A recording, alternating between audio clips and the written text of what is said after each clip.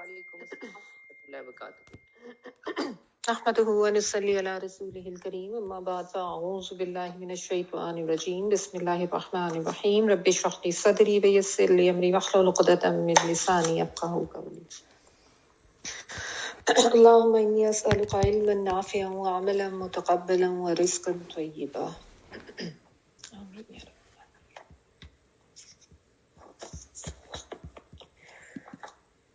اچھا جی، lecture start کرنے سے پہلے میں جو میرے پریویس 2 لیکچرز تھے اس کے اوپر تھوڑی سی بات کر لوں، پھر ہم انشاءاللہ اپنا آج کا لیکچر کریں گے۔ ایک تو لیکچر شعبان کے حوالے سے جو تھا کچھ باتیں اس کو تھوڑا سا کلیریفائی کرنے، شعبان کے حوالے سے جیسا میں نے آپ کو بتایا تھا کہ 15 شعبان کے حوالے سے بہت سی چیزیں ہمارے ہاں رائج ہیں کہ 15 شعبان جو ہے اس رات کو قرآن پاک نازل ہوا تھا، اور یہ کہ اس رات کو خاص عبادات کی فضیلت ہے، قبرستان جانا چاہیے، تقدیر کے فیصلے بھی ہوتے ہیں اور حلوہ پکایا جاتا ہے، اور یہ سمجھا جاتا ہے کہ جو مرنے والے ہیں ان کی روحیں اس رات کو آتی ہیں گھروں میں، پھر ان کی مرضی کے کھانے بھی پکائے جاتے ہیں، اور بھی بہت سی چیزیں ہیں کہ تو اب اس کے حوالے سے میں نے آپ کو بتایا تھا کہ موضوع اور ضعیف روایات ہیں جو یہ ساری ہیں۔ اصل میں کچھ علماء کا یہ خیال ہے کہ جب بہت زیادہ ضعیف روایات ہو جائیں ایک چیز کے بارے میں تو ان کو لیا جا سکتا ہے، وہ اس چیز کے قائل ہیں جس کی وجہ سے وہ 15 شعبان کی عبادت اس کے حق میں ہے۔ تو بات یہ ہے کہ یہ بھی سوال کہ بھی کیا ہم کوئی عبادت نہ کریں یا ہم کیا روزے نہ رکھیں، تو بالکل آپ عبادت کریں، عبادت تو آپ کا روزانہ کا معمول ہونا چاہیے، ویسے بھی کریں، اور روزے تو میں نے آپ کو بتایا تھا کہ نبی صلی اللہ علیہ وآلہ وسلم سے مسنون ہے کہ اس مہینے میں آپ صلی اللہ علیہ وآلہ وسلم بہت زیادہ روزے رکھتے تھے، بلکہ حضرت عائشہ رضی اللہ تعالیٰ عنہ سے بھی ہے کہ وہ کہتی ہیں کہ میرے جو رمضان کے روزے رہ جاتے تھے وہ میں اگلا رمضان آنے سے پہلے اسی مہینے میں جو ہے وہ پورے کرتی تھی، یعنی جو پیریڈ کی وجہ سے رہ جاتے تھے۔ ٹھیک ہے، تو ضرور کریں، اور استغفار کریں یا نہ کریں بالکل کریں، وہ تو ویسے ہی مطلب ظاہر ہے آپ کرنا انسان کے لیے ضروری ہے۔ اور ہاں ایک اور پوائنٹ بھی مجھے اس دن مینشن کیا غزل نے کہ آپ یہ بھی کہنا چاہیے تھا کہ اللہ تعالیٰ تو ہر روز رات کو آسمانی دنیا پہ نزول فرماتے ہیں اور کہتے ہیں کہ کوئی ہے بخشش مانگنے والا کہ میں اس کو بخش دوں، اور کوئی ہے اپنی حاجت طلب کرنے والا کہ میں اس کی حاجت پوری کروں، تو یہ تو ہر روز رات کو بھی آپ کریں۔ ٹھیک ہے، تو بالکل استغفار آپ کریں، ہر روز کریں، پورا مہینہ کریں، عبادات کریں، روزے رکھیں، لیکن جو اس طرح کی عبادات ہیں جو کہ بالخصوص مطلب اس طریقے سے یعنی بتائی جاتی ہیں اور اسپیسیفائی کر دی گئی ہیں کہ 10 رکعت نماز پڑھیں، ہر رکعت میں پتہ نہیں کل ہو اللہ ہے اس کو پتہ نہیں 10 دفعہ پڑھنا ہے یا کیا کرنا ہے، اس طرح کی چیزوں کو اوائڈ کریں۔ آپ جنرل عبادات کریں، ہر روز رات کو کریں، استغفار کریں، جنرل طریقے پہ کریں، یہ جو چیزیں ہیں ان کو اوائڈ کریں۔ بالخصوص میں سمجھتی ہوں جب اتنے عرصے سے ایک انسان کوئی کام کر رہا ہوتا ہے یا اپنی فیملی میں کہ اب وہ قبرستان جانا ہے یا یہ، تو وہ چیزیں پھر اس سے ہٹنا مشکل لگ رہا ہوتا ہے، تو میں نے تو اس لیے کہا تھا کہ آپ لوگ خود اس کو ضرور تھوڑا سا اپنے طور پہ فائنڈ آؤٹ کریں۔ ابھی تو کچھ چیزیں میں نے نہیں بھی ڈسکس کی، جس طرح ہمارے یہاں یہ بھی ہوتا ہے کہ قبرستان میں جا کے وہ پتہ نہیں ایک لکڑی گاڑ دیتے ہیں، اس پہ اس بندے کے کو کپڑے پہنا دیتے ہیں جس کی ڈیتھ ہوئی ہوتی ہے، پھر رویا جاتا ہے اور مختلف قسم کی عبادات کی جاتی ہیں اور اس قسم کے بھی معاملات ہوتے ہیں۔ بہت عجیب عجیب قسم کے کام ہیں جو ہمارے یہاں کیے جاتے ہیں، پورا ایک میلے کا ہی سما ہو جاتا ہے۔ قبرستان میں بھی، مسجدوں میں بھی لوگ گروہ کے گروہ جا رہے ہوتے ہیں، گھروں میں بھی ایک بالکل ایسے جیسے ایک فیسٹیوٹی سی، ایک فیسٹیول کے طور پہ اس کو منایا جاتا ہے۔ تو ان چیزوں کے بارے میں سوچیں کہ ایسے کوئی طریقے تھے تو صحابہ کرام نے ان کو کیوں فالو نہیں کیا، کیوں ہمیں کوئی مثال نہیں ملتی اس کی۔ ٹھیک ہے، اور پھر یہ بھی کہ تقدیر کے فیصلے اس رات میں ہوتے ہیں، وہ لیلۃ القدر ہے جس کے بارے میں یہ کہا جاتا ہے، اور وہ سورۃ القدر میں بھی ہے، اور قرآن کے نزول کے حوالے سے بھی بات لیلۃ القدر کے حوالے سے ہی آتی ہے۔ تو اپنے بلکہ روزے پورے کریں، جن کے لیڈیز کے رہ گئے ہیں کوئی پچھلے رمضان کے، تو رمضان کی دوبارہ آمد ہے الحمدللہ، تو اس سے پہلے اپنے روزے پورے کریں، حضرت عائشہ رضی اللہ تعالیٰ عنہ کی سنت کر کے کریں، اور ویسے بھی ظاہر فرض روزے ہیں تو فرض روزے تو فرض ہیں، وہ تو پورے کرنے ہی کرنے ہیں، اور نبی صلی اللہ علیہ وسلم کی سنت کو فالو کرتے ہوئے اس میں روزے رکھتے ہیں تو ضرور رکھیں۔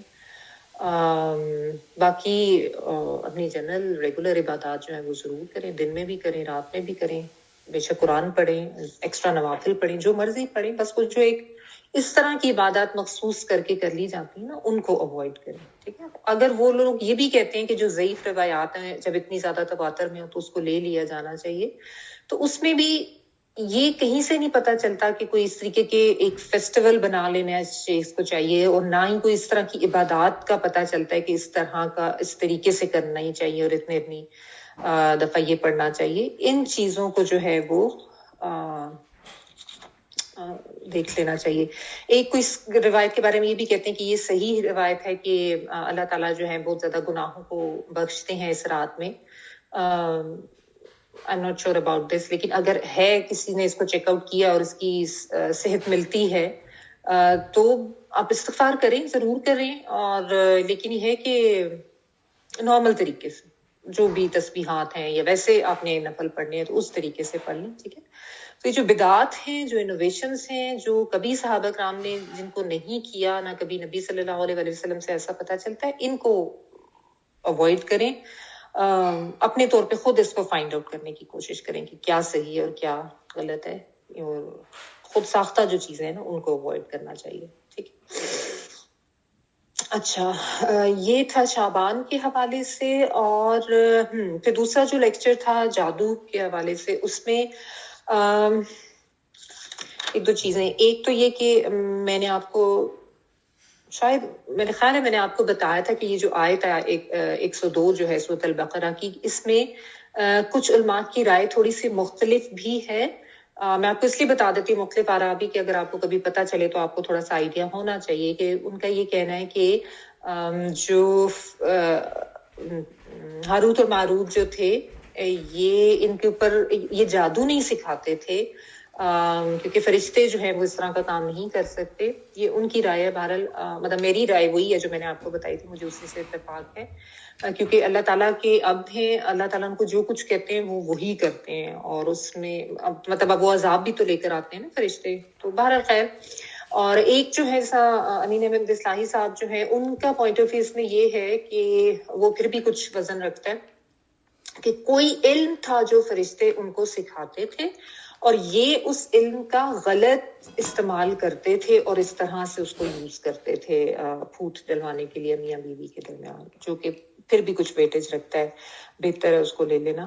اور وہ ان کا کہنے کا یہ مطلب ہے کہ جس طرح سے آپ دیکھیں کہ جیسے ایک چھری ہے، آپ چھری سے چاہیں تو پھل کاٹ لیں یا کسی کا گلا کاٹ لیں، ٹھیک ہے. سو وہ کوئی علم تھا جس کو غلط طریقے سے وہ استعمال کرتے تھے، ٹھیک ہے. اللہ تعالیٰ عالم.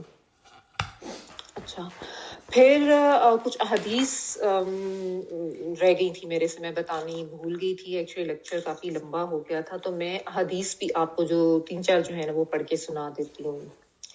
ایک تو صحیح مسلم کی حدیث کا مفہوم ہے کہ حضرت ابو ہریرہ رضی اللہ تعالیٰ عنہ سے روایت ہے کہ نبی صلی اللہ علیہ وسلم نے فرمایا، جو شخص کاہن کے پاس گیا اور اسے سچا جانا تو اس نے گویا اس کا کفر کیا جو اللہ تعالیٰ نے محمد صلی اللہ علیہ وسلم پر نازل کیا، ٹھیک ہے.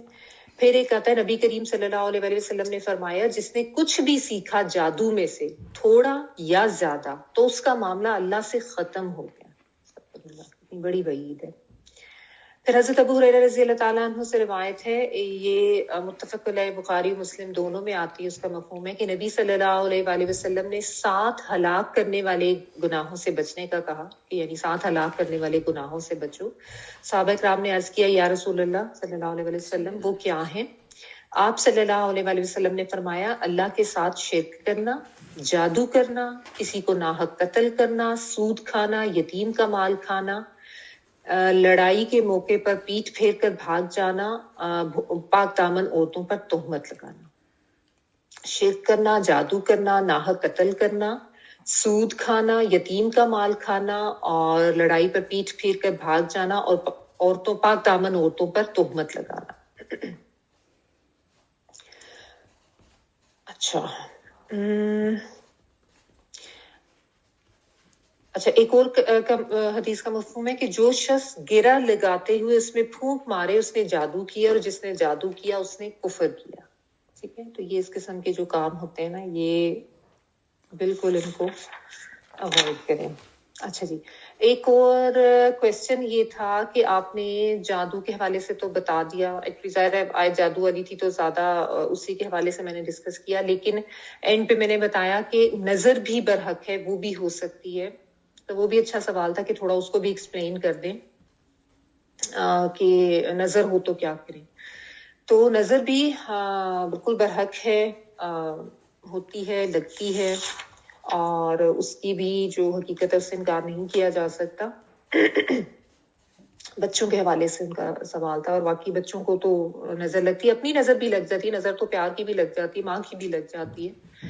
تو نظر کے حوالے سے یہ ہے کہ آپ یہی چیزیں ہیں, آیت الکرسی پڑھیں, معوذات پڑھیں, سورۃ اخلاص, سورۃ الناس, سورۃ فلق اور سورۃ الناس, ٹھیک ہے. اور اس کے علاوہ ابھی ہم نے سورۃ الفاتحہ ریسنٹلی پڑھی ہے, تو آپ کو ہم نے بتایا تھا کہ نبی صلی اللہ علیہ وآلہ وسلم نے اس سورت کو سورہ شفا کہا ہے کہ اس سورت میں بہت زیادہ شفا ہے. تو ملٹیپل ٹائم سورہ شفا یا سورۃ الفاتحہ جو ہے وہ پڑھیں, اپنے ہاتھوں پر ایسے بلو کریں اور بچے کے چہرے پہ یا جسم پہ پھیر دیں, ٹھیک ہے. پانی پہ دم کر کے اس کو نہلا دیں. اس سے کچھ نبی صلی اللہ علیہ وآلہ وسلم کی زندگی سے کچھ اس طرح کے واقعات ملتے ہیں کہ کچھ صحابی جو تھے ان کے ساتھ اس طرح کا معاملہ ہوا, جس طرح مختصراً بتا دیتی ہوں کہ ایک جو صحابی تھے وہ کہیں انہوں نے غسل لینا تھا, تو انہوں نے اپنا وہ جبہ اوپر سے اتارا, تو ان کی اسکن اس طرح کی تھی کہ دیکھ کے جو ان کے ساتھ کوئی ان کے فرینڈ تھے انہوں نے بڑی اس کی تعریف کی کہ تمہاری اسکن بڑی ایسے مطلب صاف ہے اور اس طرح کی.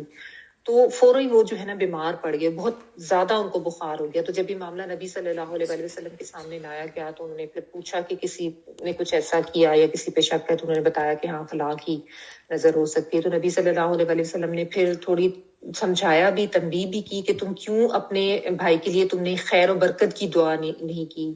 اس طرح کا ایک اور بھی واقعہ ملتا ہے, 2-3 واقعات آپ کو اس طرح کے مل جائیں گے.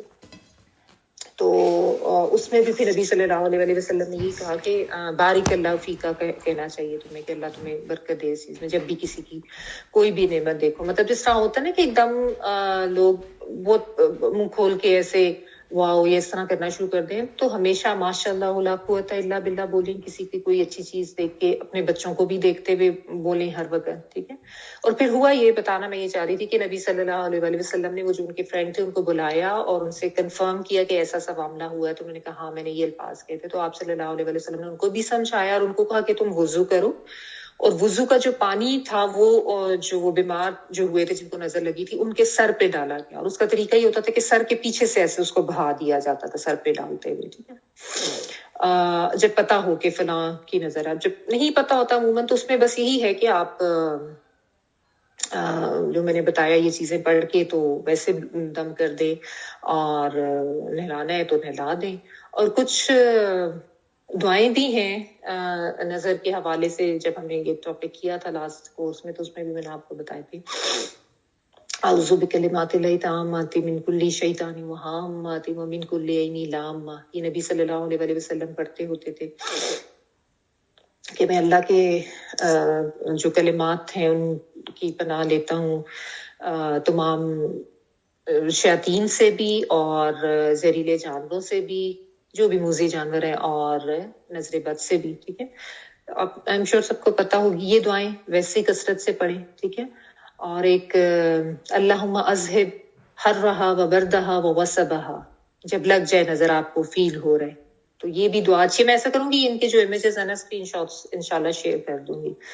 اذہب البأس یا رب الناس واشفی انت شافی لا شفاء الا شفاؤک شفاء لا یغادر سقما, کسی بھی بیماری کے لیے ہے, یہ بھی آپ پڑھ سکتے ہیں نظر کے حوالے سے بھی, ٹھیک ہے. اعوذ بکلمات اللہ التامات من کل شر ما خلق. تو یہ دعائیں ویسے ہی اپنی ڈیلی روٹین میں رکھیں, صبح بھی پڑھیں فجر کے بعد بھی, اور عصر کے بعد بھی اپنی ڈیلی روٹین میں رکھیں, تاکہ ان چیزوں سے ایک شیلڈ آپ کو مل جائے, ایک طرح کی پروٹیکشن ہو جائے, ٹھیک ہے نا. یعنی اپنے آپ کو حصار میں دیے رکھیں, بچوں کو بھی سمجھا دیں. جو چھوٹے بچے ہیں ان کے لیے آپ یہی کریں کہ آپ ان کو بھی اس طریقے سے پڑھ کے تو دم کر سکتے ہیں, ٹھیک ہے. تو یہ چیز تھی, اور تو نہیں کچھ رہ گیا تھا, بس یہی تھا. ٹھیک ہے, چلیں جی اب ہم اپنا آج کا جو لیکچر ہے وہ سٹارٹ کرتے ہیں. आयत नंबर 103 से। और ये कि हाँ, मैंने ये भी आप लोगों को बताया था कि अगर कोई इस किस्म का मामला किसी के साथ हो जाता है जादू वगैरह वाला, तो उसमें खौफ ज़दा होना नहीं है कि आप इतना ज़्यादा डर जाएं कि मतलब बहुत ज़्यादा इंसान होता है, परेशान हो जाता है कि पता नहीं क्या हो गया, अब क्या करें। तो डरे ना, क्योंकि जब डरते हैं तो फिर इंसान कमज़ोर पड़ता है और शैतान और ज़्यादा जो है वो हमलावर होता है। तो इसलिए क्योंकि आप हमेशा याद रखें, शैतान जो है ना आपकी कमज़ोर खिड़कियों से दाखिल होता है, जो उसको पता होती है ना कि ये इस शख्स की कमज़ोरी है, वहां से वो अटैक करता है। तो डरे नहीं, कमज़ोर पड़ने की कोई ज़रूरत नहीं है। जैसा मैंने आपको बताया कि अगर किसी के घर से कोई तावीज़ निकलते हैं, चीज़ें निकलती हैं, उनके ऊपर पड़े वो ज़ात उनको तल्फ करें, आकर कुर्सी पड़े उसको तल्फ करें, ज़ाया करें। और बस जो मैंने आपको बताई थी आयात वो पढ़ें, दम करें, नहा लें, पी लें, तो अल्लाह ताला की हिफाजत में दे दें और अल्लाह ताला के ऊपर छोड़ दें। क्योंकि कुछ भी जो होता है वो अल्लाह की इज़्न से होता है, अल्लाह की इज़्न के बगैर नहीं हो सकता। इस आयत में अल्लाह ताला ने स्पेशली यही चीज़ बताई है कि अल्लाह के इज़्न के बगैर वो किसी को नुकसान पहुंचाने वाले नहीं। तो अगर अल्लाह का इज़्न आपके लिए हो गया है कि कोई बीमारी आनी है या कोई मुश्किल आनी है कुछ भी, तो उसको वो इस तरीके से ना होती, वो वैसे किसी वजह से हो सकती थी, उसको तो इंसान नहीं रोक सकता। ठीक है, तो बस अल्लाह से दुआ मांगे, इस्तिग़फ़ार जरूर करें अपने गुनाहों पे कि अल्लाह ताला गुनाहों की माफ़ी करे और बख्शिश फरमा दे। ठीक है, डरने की ज़रूरत नहीं है। आयत नंबर 103 से पढ़ रही हूँ मैं। वलौ अन्नहुम आमनू वत्तक़ू लमसूबतुम मिन इंदिल्लाहि खैर लौ कानू यअलमून।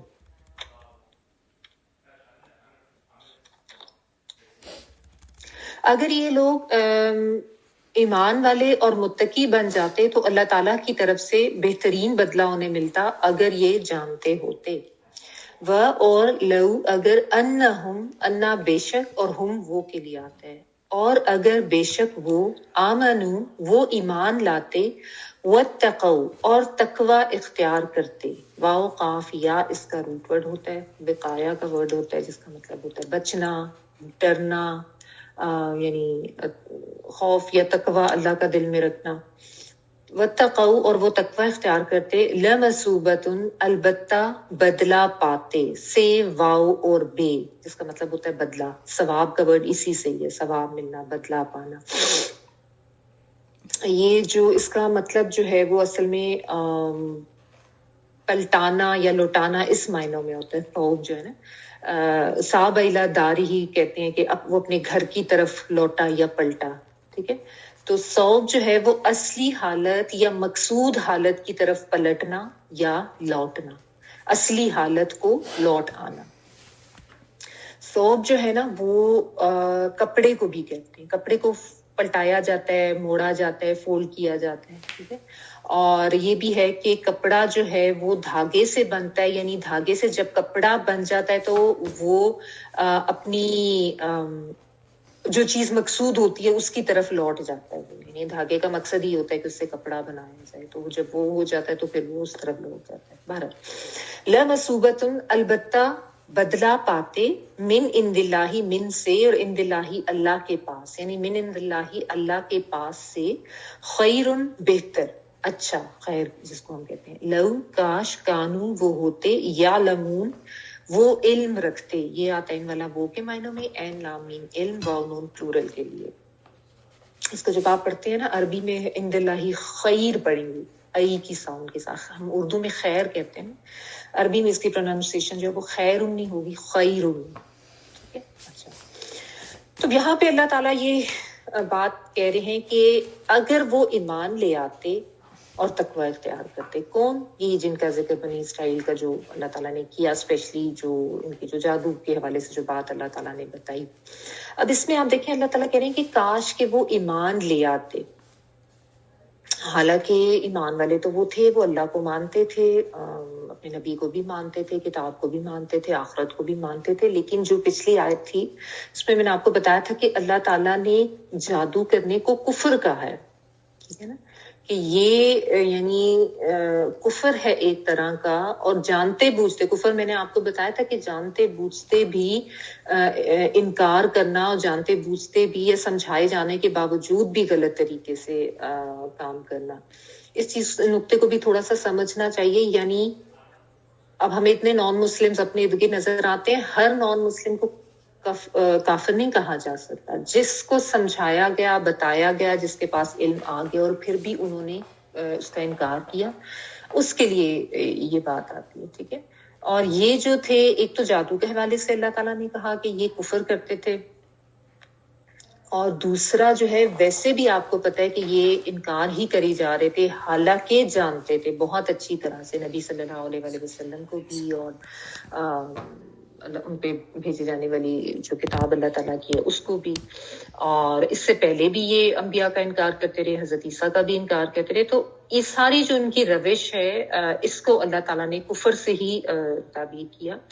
تو اور بالخصوص یہ آیت چونکہ ظاہرہ یہ جادو والی آیت کے بعد آ رہی ہے، تو کفر جو ہے وہ ان کا جادو کرنا، اس کے حوالے سے اللہ تعالیٰ یہ بات کر رہے ہیں کہ اگر یہ ایمان لے آتے اور یہ تقوی اختیار کرتے، یعنی ان میں ایمان نہیں تھا اور ان میں کوئی خوف نہیں تھا، یہ بچتے نہیں تھے غلط کاموں سے، یہ ڈرتے نہیں تھے اللہ تعالیٰ سے، اس لیے اس قسم کے کام کرتے تھے. اس قسم کی یعنی جو جسارت ہے وہ کون کر سکتا ہے؟ جیسا اللہ تعالیٰ نے بتایا کہ وہ جو فرشتے تھے وہ ان کو سمجھاتے تھے، بتاتے تھے کہ دیکھو یہ مت کرو، یہ غلط کام مت سیکھو، اور ہم تمہاری آزمائش کے لیے بھیجے گئے. اتنا کلیئر واضح بتائے جانے کے باوجود بھی وہ سیکھتے تھے. اللہ تعالیٰ نے بہت زیادہ کلیئرلی اس بات کو یہاں پہ واضح کیا ہے کہ وہ ان کو سمجھاتے تھے کہ یہ مت کرو، پھر بھی یہ سیکھتے تھے. تو اتنی بڑی جسارت کون کر سکتا ہے جس کے اندر کوئی تقویٰ نہیں ہوگا، جس کے اندر کوئی خوف نہیں ہوگا، جس کے اندر اللہ کے سامنے حاضر ہونے اور پوچھے جانے کا کوئی ڈر نہیں ہوگا، وہ یہ کام کر سکتا ہے نا. تو اتنا سب کچھ ہونے کے باوجود جو غلط کام کر رہا ہے وہ پھر ظاہر ایمان کی حالت میں تو نہیں ہے. اسی لیے یہ بات اللہ تعالیٰ نے کہی وَلَوْ أَنَّهُمْ آمَنُوا وَاتَّقُوا لَمَثُوبَةٌ مِّنْ عِندِ اللَّهِ خَيْرٌ. تو پھر تو وہ اللہ تعالیٰ کی طرف سے اچھا اور بہتر بدلہ پاتے، پھر تو وہ اللہ کی طرف سے ان کو کوئی خیر مل جاتی. ٹھیک ہے. اور آگے اللہ تعالیٰ نے فرمایا لَوْ كَانُوا يَعْلَمُونَ، کہ کاش کہ وہ علم رکھتے، یعنی وہ نہیں جانتے تھے کہ، یا وہ علم ہی نہیں انہوں نے کبھی حاصل کیا کہ اللہ تعالیٰ کا تقویٰ رکھنا ہے یا اس سے ڈرنا ہے، اور اللہ کی طرف سے خیر و فضل پانے کا کیا طریقہ ہے. تو اس سے یہ بھی پتہ چلا کہ اپنے دین کا علم ہونا کتنا ضروری ہے، کیونکہ اپنے دین سے لا علمی جو ہے وہ انسان کو کفر تک لے جاتی ہے. انسان کے دل سے اللہ کا بالکل خوف تقویٰ ختم ہو کے رہ جاتا ہے جب اس کو کوئی علم نہیں ہوتا اپنے دین کا. ظاہر ہے آپ دیکھیں جب انسان قرآن سمجھ کے پڑھنا شروع کرتا ہے تو کتنا زیادہ انسان کے اوپر اثر ہوتا ہے، کتنا خوف بھی آتا ہے اللہ تعالیٰ کی پکڑ کا، کتنا زیادہ احساس ہوتا ہے آخرت میں اللہ تعالیٰ کے سامنے حاضر ہونے کا اور جواب دہ ہونے کا. اور ایمان بھی جو ہے وہ تازہ ہوتا ہے، جبکہ انسان جب اس سے بالکل آری ہوتا ہے، بالکل کچھ پتہ نہیں ہوتا کہ کیا ہے دین کا علم، کیا چیزیں سمجھنے والی ہیں، تو وہ بالکل اپنی زندگی میں اس طرح مگن ہوتا ہے، اور شیطان نے اس کو اتنا مطمئن کر کے بزی کیا ہوتا ہے اس کی لائف میں کہ اس کے دل میں کوئی ڈر نہیں ہوتا، کوئی خوف نہیں ہوتا، وہ غلط کام بھی کر رہا ہوتا ہے. اگر تھوڑا بہت وہ اندر سے وہ گھنٹی بجتی بھی ہے تو انسان اس کو جو ضمیر کی آواز جو ہے تو اس کو سلا دیتا ہے. اور آخرت کا کے بارے میں پتہ ہونے کے باوجود بھی لوگ بہت بہت غلط کام کرتے ہیں، کیونکہ وہ آخرت کا کانسیپٹ جو بالکل ختم کر دیا تھا، اس کو تو اس آواز کو ہی دبا دیا ہوتا ہے کہ اللہ کے سامنے بھی جانا ہے یا حاضر ہونا ہے. تو علم حاصل کرنا بہت ضروری ہے اپنے دین کا. ان لوگوں کا بھی مسئلہ یہ تھا کہ یہ آہستہ آہستہ بالکل چھوڑ چکے تھے، دور چلے گئے تھے. میں نے آپ کو بتایا تھا کہ جب یہ خلا آتا ہے نا، اللہ سے رشتہ ٹوٹتا ہے، اپنے دین سے رشتہ ٹوٹتا ہے، اللہ کی کتاب سے جو تعلق ہے وہ بالکل ہی کوئی نہیں ہوتا، بالکل ہی ختم ہو جاتا ہے. تو پھر اس خلا کو ہی پر کرنے کے لیے یہ غلط قسم کی چیزیں جو ہے وہ انسان کی زندگی میں شامل ہونے لگ جاتی ہیں. اور پھر جب وہ غلط چیزوں کی طرف انسان چل پڑتا ہے تو پھر ظاہر ہے اللہ تعالیٰ کا نہ کوئی خوف ہوگا، نہ انسان کے دل میں کوئی ایمان ہوگا، اور وہ ظاہر ہے پھر غلط کاموں کی طرف ہی چل رہا ہے. تو علم حاصل کرنا بہت ضروری ہے، اپنے دین کا علم. کیونکہ ہمارے ہاں جو ایک یہی مسئلہ ہے کہ دنیاوی علم تو بہت حاصل کریں گے اور اس کی بہت زیادہ اہمیت ہے، لیکن دین کے علم کی طرف دھیان نہیں دیتے. تو یاد رکھیں کہ اپنا ایمان مضبوط کرنے، ایمان پہ برقرار رہنے کے لیے اور اللہ کے تقویٰ کے حصول کے لیے، کیونکہ یہ جو تقویٰ کے حصول کی بات ہے نا، بار بار آپ دیکھیں گے ریپیٹڈلی قرآن پاک میں آپ پڑھتے جائیں ہر تھوڑی دیر کے بعد اللہ کے تقویٰ کا ذکر آ جاتا ہے، کیونکہ یہی وہ ایک خاص وہ قوت ہے، طاقت ہے جو انسان کو گناہوں سے روکتی ہے، جو غلط راستے پر جانے سے روکتی ہے اور انسان کو سیدھے راستے پر رکھتی ہے۔ جب تقویٰ نہیں ہوتا تو پھر انسان اپنی مرضی کی زندگی گزارتا ہے، اور وہ تقویٰ جو ہے وہ انسان میں تبھی آتا ہے جب وہ علم حاصل کرتا ہے، جب وہ جانتا ہے اللہ تعالیٰ کی ذات کے بارے میں، اپنی زندگی کے مقصد کے بارے میں، زندگی گزارنے کا طریقہ کیا ہونا چاہیے، اور جب وہ پتہ چلتا ہے، اور یہ بھی کہ اللہ تعالیٰ کے سامنے حاضر ہونے کا کیا مطلب ہے، آخرت کا کانسیپٹ کیا ہے۔ ورنہ ان لوگوں نے بھی جس طرح اپنا آخرت کا کانسیپٹ خراب کر لیا ہوا تھا نا، یہی سمجھتے تھے کہ بس جو ہم لوگوں نے تو جانا ہی جنت میں ہے، جو بھی یہودی ہے یا نصرانی، تو وہ بھی غلط علم ہونا جو ہے وہ بھی انسان کے اندر سے تقویٰ کو ختم کر دیتا ہے۔ تو علم حاصل کرنا ہے اور صحیح بنیاد والا کرنا ہے، دلیل کے ساتھ جو صحیح علم ہو، غلط قسم کی چیزیں، غلط قسم کے کانسیپٹس نہیں سیکھ لینا۔ تو اس لیے ضروری ہے کہ انسان خود اپنی ایفرٹ سے سمجھ کے پڑھے اور اس کے اوپر عمل کرے، یہ ضروری ہوتا ہے تاکہ صحیح جو ہے وہ صحیح دلیل یا صحیح ثبوت کے ساتھ جو علم ہے وہ انسان حاصل کرے اور پھر اس پہ عمل پیرا ہو۔ ٹھیک ہے، یہاں پہ رکوع کمپلیٹ ہو جاتا ہے۔ آگے دیکھیں، یا ایھا الذین آمنوا لا تقولوا راعنا وقولوا انظرنا واسمعوا وللکافرین عذاب علیم۔ اے ایمان والو، تم رائنا نہ کہا کرو بلکہ انظرنا کہو اور غور سے سنو، اور کافروں کے لیے دردناک عذاب ہے۔ اب یہ وہی بات آگی جو میں نے آپ کو ایک دفعہ پہلے بھی بتائی نا، جن کی یہود کی ایک سرش تھی کہ کس طرح سے یہ معاملہ کرتے تھے۔ یا ایھا الذین آمنوا، اے لوگو جو ایمان لائے ہو، لا نہ تقولو، تم کہو، یہ جو ہے وہ تم کے لیے آ رہا ہے، قاف واو لام، راعینا، رعایت کیجیے ہماری، یہ را این اور یہ اس کا روٹ ورڈ ہے۔ ہم اردو میں بھی کہتے ہیں نا رعایت کرنا، یا مراعات کا ورڈ ہوتا ہے۔ ٹھیک ہے، میں بھی ڈیٹیل اس کی بتاتی ہوں تفصیل میں۔ تو رائنا، نون الف نا جو ہے وہ ہم کے لیے آ رہے ہیں، تو ہماری رعایت کریں، و اور قولو کہو، یہ امر کا صیغہ اللہ تعالیٰ کہہ رہے ہیں کہ اب تم نے کیا کہنا ہے، انظرنا، نظر کیجئے ہم پر، نون زوئیں اور ریز کا روٹ ورڈ ہے، اور نون الف نا ہم کے لیے آ رہا ہے۔ اور ویسے تو آپ اس کو پڑھتے وقول انظرنا پڑھتے ہیں، لیکن جب آپ اس لفظ کو سیپریٹلی پڑھیں گے تو شروع میں جو خالی الف ہے اس کے اوپر آپ پیش لگا کے پڑھیں گے، اس کو انظرنا کہیں گے۔ یہ تجوید کے رول میں آتا ہے، جب تیسرے حرف پہ پیش ہو، پہلے حرف یعنی الف پہ کچھ نہ ہو۔ آپ اس میں دیکھیں، پہلا حرف الف ہے، دوسرا نون ہے، تیسرا زوئیں، تیسرے حرف زوئیں کے اوپر پیش ہے، پہلے الف پہ کچھ نہیں ہے، تو آپ اس کے اوپر پیش ہی لگا کے اس کو پڑھیں گے۔ ٹھیک ہے، اور ایک رول میں نے آپ کو پہلے بھی بتایا تھا کہ اگر اس طرح خالی الف ہو اور تیسرے حرف پہ زیر یا زبر ہو تو پھر آپ زیر ہی لگا کے پڑھتے ہیں دونوں کے لیے۔ ٹھیک ہے، جیسے ابھی یہ تھا نا، واتقوا لمثوبۃ، آمنوا واتقوا، تو اس کو آپ جب علیحدہ سے پڑھیں گے، آمنوا وہ ایمان لاتے، و اور اب اگلے کو کیسے پڑھنا ہے، اتقوا، اتقوا الف کے اوپر زیر لگا کے پڑھیں گے، کیونکہ تیسرے حرف پہ زبر ہے، تو زبر یا زیر دونوں کے لیے زیر ہی ہوتا ہے۔ ٹھیک ہے، اس لیے میں اس کو انظرنا پڑھ رہی ہوں۔ اوکے، انظرنا، نظر کیجئے ہم پر، واسمعوا، اور غور سے سنو یا اور سنا کرو، سین میم عین اس کا روٹ ورڈ ہے، اور سماعت کا ورڈ ہم اردو میں بھی یوز کرتے ہیں۔ اس ورڈ کو بھی اگر آپ واو کو علیحدہ پڑھیں، اور جیسے میں آپ کو لفظی ترجمہ بتا دی تو اس میں آپ کو الفاظ کو علیحدہ علیحدہ پڑھنا پڑتا ہے نا، تو اس میں آپ اس کو علیحدہ پڑھیں گے، وا اور اسمعوا۔ جب آپ علیحدہ سے پڑھیں گے تو پھر اب تیسرے حرف پہ زبر آ گئی تو پہلے جو حرف ہے الف اس کے نیچے آپ زیر لگا کے پڑھیں گے۔ ٹھیک ہے، اب اس کو آپ اسمعوا نہیں پڑھیں گے، اسمعوا، یہ رول ہوتا ہے۔ و اور للکافرین، لیے کافروں کے، عذاب، عذاب ہے، علیم، دردناک، المناک، رنج و علم ہوتا ہے نا اردو میں، المناک، الف لام اور میم یا حمزہ لام میم۔ اچھا، یہ آپ کو یاد ہوگا میں نے آپ کو بتایا تھا کہ یہ یہود جو ہیں ان کا یہ طریقہ کار تھا کہ یہ زبان کو ٹیڑھا میڑھا کر کے اور غلط الفاظ جو ہے وہ نکالتے تھے تاکہ مطلب جو ہے وہ بدل جائے، ان کی ایک عادت تھی۔ ٹھیک ہے، یہ اس کے بارے میں اللہ تعالیٰ نے یہ آیت نازل کی۔ اور بیک گراؤنڈ اس کا کیا ہے میں آپ کو تھوڑا سا بتا دیتی ہوں.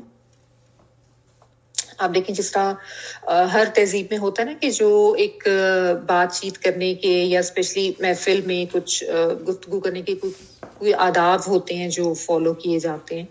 تو ان میں یہ تھا کہ نبی صلی اللہ علیہ وسلم کی محفل، اب ظاہر جب آپ بتا رہے ہوتے تھے، تبلیغ کر رہے ہوتے تو آپ کے پاس جو گیدرنگ ہوتی ہے اس میں تو کوئی بھی آ سکتے تھے، غیر مسلم بھی آ سکتے تھے. تو ایک لفظ یہ لوگ یوز کرتے تھے عربی میں، رائنا کا، رائنا، را الف عین نون الف، جو اس آیت میں آیا ہے.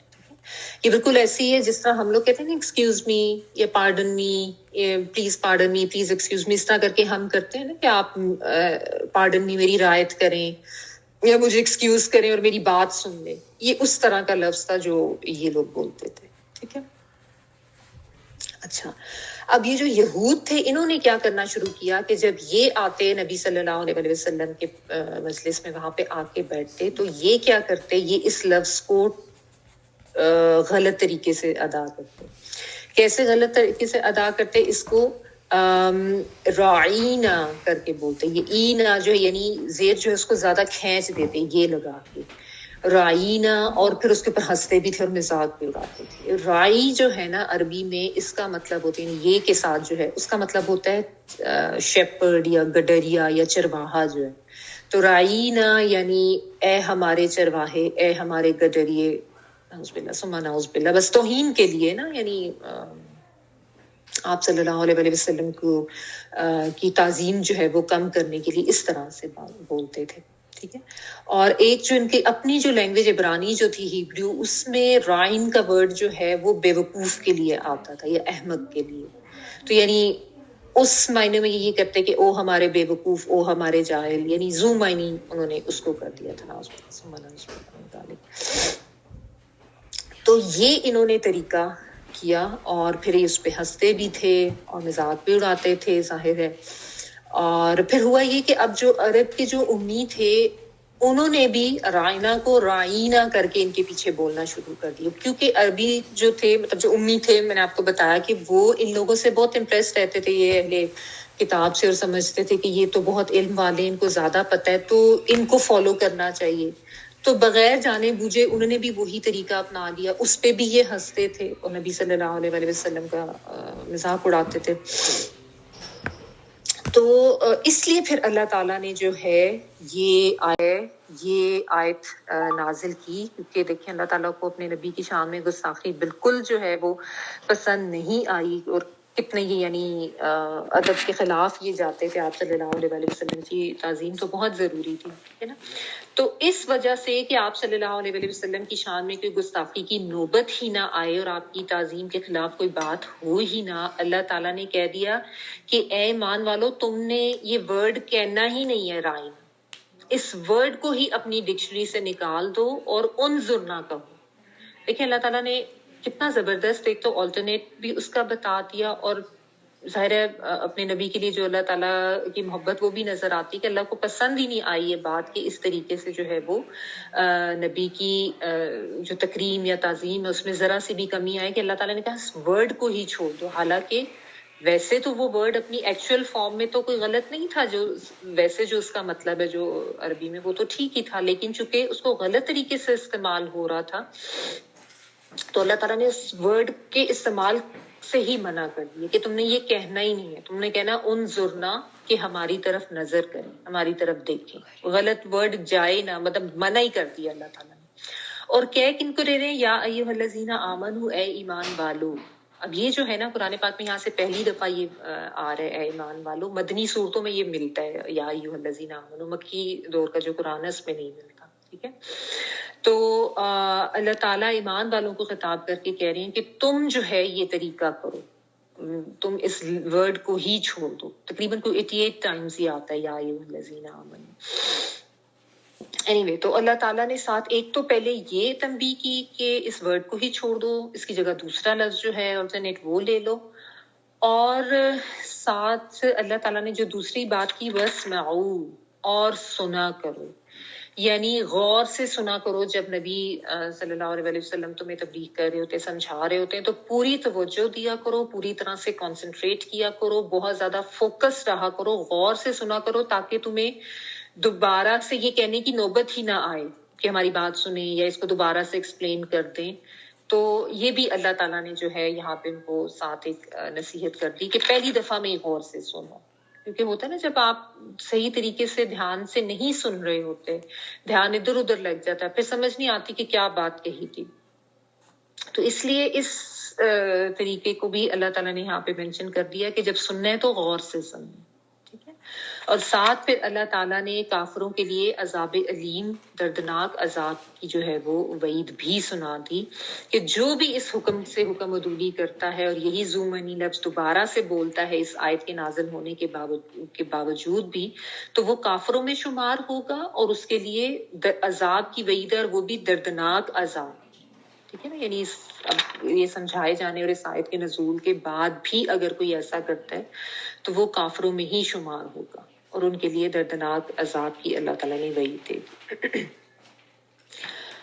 اچھا, تو یہاں پہ دیکھیں ایک تو غور سے سننے کی دوبارہ بات آ گئی کہ جب سمجھائی جا رہی ہے دین کی بات, ویسے بھی کوئی بھی بات اگر اچھی سمجھائی جا رہی ہے, چاہے دنیا کا علم ہے چاہے دین کا ہے, تو اس کو غور سے سننا چاہیے.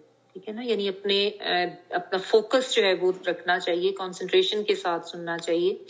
یہ نہیں کہ دھیان ادھر ادھر ہے یا ذہن میں اور خیالات چل رہے ہیں, ابھی یہ کرنا ہے, ابھی وہ کرنا ہے, ابھی یہ ہو گیا وہ ہو گیا, تو پھر انسان فوکس نہیں کر پاتا نا. تو سننا جو ہے ایک بہت ضروری امر ہے تعلیم حاصل کرنے کا, سیکھنے کا. تو اس لیے, اور غور سے سننا, کیونکہ جب انسان غور سے سنتا ہے تو وہ اس کے اندر اترتا ہے, جذب ہوتا ہے, اور پھر تبھی اس کے عمل میں بھی آتا ہے. ٹھیک ہے. تو اس لیے غور سے سننا جو ہے وہ بہت ضروری ہے. ایک تو یہ بات. اچھا پھر دوسرا یہ کہ یہود جو ہیں یہ کام کیوں کرتے تھے نبی صلی اللہ علیہ وسلم کی مجلس میں آ کے. بیسک جو ان کی وجہ تھی نا وہ ان کا حسد تھا, کہ آپ صلی اللہ علیہ وسلم سے جو ان کو سخت تکلیف تھی, جو حسد تھا, جلن تھی ان کو کہ یہ کیوں نبی بن گیا امیوں میں سے, ہمارے پاس کیوں نبوت نہیں آئی. بیسیکلی اس کی وجہ سے یہ آپ صلی اللہ علیہ وسلم کو نہیں مان رہے تھے, اور آپ کا نبی, ان کو نبی ماننا اس لیے اتنا مشکل لگتا تھا کہ ان کو یہ ہوتا تھا کہ یہ تو ہماری حیثیت کم ہو جائے گی اگر ہم نے امیوں کے نبی کو مان لیا, کیونکہ امیوں کو تو یہ کچھ سمجھتے ہی نہیں تھے, ان کو تو یہ بہت کم تر سمجھتے تھے, اپنے اوپر بہت ان کو زوم تھا. ٹھیک ہے نا. تو اس وجہ سے یہ اس قسم کی حرکتیں کرتے تھے, اور یہ جو ان کے یہ طریقے تھے. اب اس میں آپ دیکھیں کہ یہ حال مسلمانوں کا بھی تو ہے نا. میں صرف حسد کے حوالے سے بات کر رہی ہوں کہ حسد کی جو ایک وہ عادت ہے, کتنی زیادہ, حالانکہ کتنی زیادہ اس کو کنڈیم بھی کیا گیا ہمارے دین میں, لیکن یہ عادت کتنی زیادہ مسلمانوں میں بھی آ گئی ہے کہ کسی کی تعریف برداشت ہی نہیں ہوتی, کسی کا کوئی مقام برداشت نہیں ہوتا, کسی کے اوپر اللہ کی کوئی نعمت ہے وہ برداشت نہیں ہوتی, کوئی اللہ کا فضل ہے وہ برداشت نہیں ہوتا. جلن, حسد, کڑن, اس کو کیوں یہ مل گیا ہے. یہ جو رکوع ہے نا, اس میں اسی ٹاپک کے اوپر آپ کو زیادہ بات ملے گی کہ حسد کے حوالے سے, کہ وہ لوگ حسد کرتے تھے اور اس کی وجہ سے جو ان کی حرکتیں ہوتی تھیں, تو اس کو ایڈریس کریں گے اللہ تعالیٰ. تو یہ جو عادت ہے نا, اس کو بھی اپنے اندر سے ختم کریں, کیونکہ یہ بھی ظاہر ایک شیطان کا وسوسہ ہوتا ہے کہ, اور وہ جو وسمہ والی بھی بات ہے نا کہ جب انسان کو کسی سے حسد ہوتا ہے تو اس میں یہ بھی ہوتا ہے کہ پھر انسان اس کی بات سننا نہیں چاہتا. اگر اس کے حوالے سے کوئی اس کو کچھ بتائے, فلاں نے یہ کہا کہ ہاں ہاں ہاں رہنے دو, ہمیں پتہ ہے کہ بھئی ظاہر ہے اس کے ساتھ اتنا حسد ہے کہ اس کی تو کوئی ہم تعریف بھی نہیں سن سکتے, یا اس کے بارے میں کوئی اچھی بات نہیں سن سکتے, یا اگر وہ خود کوئی بات کر رہا ہے, اچھی بات کر رہا ہے, تو اتنا اندر جلن اور کوڑھن ہوتی ہے کہ انسان اس کی بات سننے کو برداشت نہیں کرتا. یہ دل میں ایک وہ آتا رہتا ہے کہ یہ کیسے, اس کو کیسے یہ فضل مل گیا, یہ اس کے پاس یہ نعمت کیوں ہے. اور حسد یہی ہوتا ہے کہ انسان کے دل میں یہ بیٹھ جاتا ہے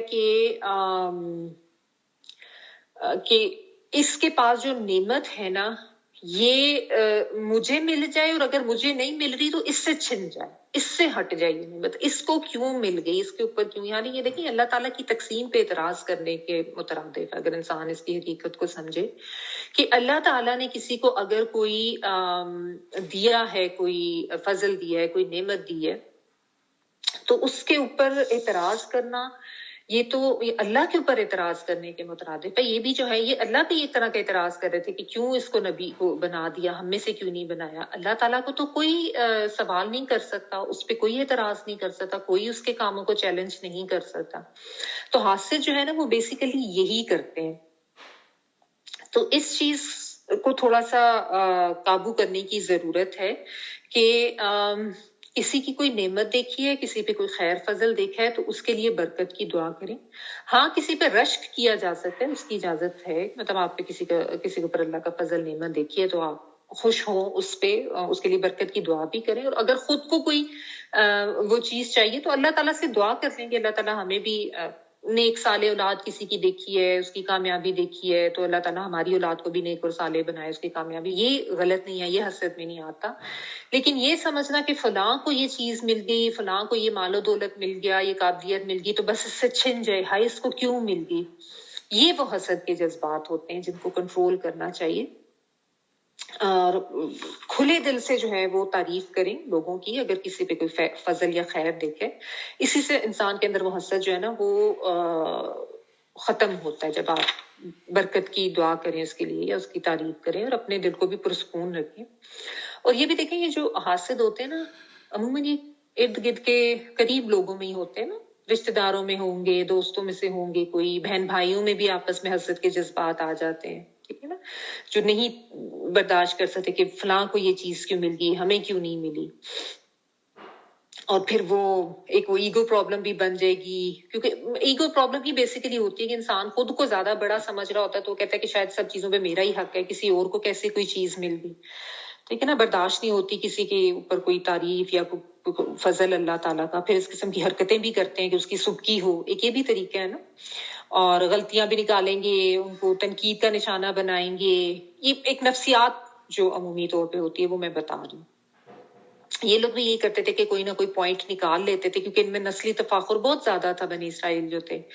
تو اب یہ جو جہاں سے یہ بات آتی ہے نا ان کے حوالے سے کہ یہ کرتے ہیں وہ کرتے ہیں, خود اپنے آپ کو اس کے اوپر رکھ کے سوچیں نا. جو میں آپ کو ہر دفعہ کہتی ہوں کہ یہ بات صرف ان کے لیے نہیں کہی جا رہی, اپنے آپ کو اس کے اوپر رکھ کے سوچیں تو آپ کو پتا چلے گا کہ کیا کیا ان کی حرکتیں تھیں. آج وہی سارا کچھ مسلمانوں میں بھی ہے, وہی کام ہم بھی کرتے ہیں, ٹھیک ہے.